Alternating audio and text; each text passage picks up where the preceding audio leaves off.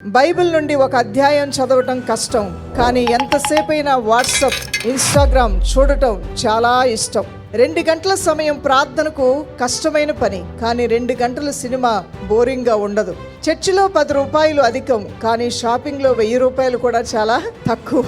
ఆరాధనలు సర్వసాధారణంగా విచారంగా బోరింగ్గా అనిపిస్తాయి కొంతమందికి, కానీ టీవీలో కామెడీ ప్రదర్శనలు వింతగా, ఆనందంగా, విచిత్రంగా, హ్యాపీగా అనిపిస్తుంటాయి. ఇతరుల ముందు ప్రశంసలు వినడానికి, పంచుకోవడానికి ముందు ఉంటాం, కానీ ఇతరుల ముందు దేవుణ్ణి స్తుతించడానికి, ఇతరుల ముందు దేవుని గురించి చెప్పడానికి మాత్రం వెనకుంటాం.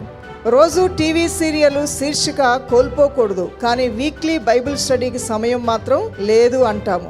చర్చిలో చివరి సీట్లో కూర్చుందాం అనుకుంటావు, కానీ లోక సంబంధమైన కార్యక్రమాల్లో ముందు సీట్లో ఉండాలని కోరుకుంటూ ముందుకు వెళ్తూ ఉంటావు.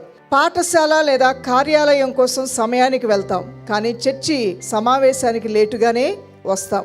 ఆసక్తిని కనపరచాల్సిన నువ్వు ఈరోజు నీలో ఆసక్తి పోయింది, ఆ మొదటి ప్రేమ పోయింది.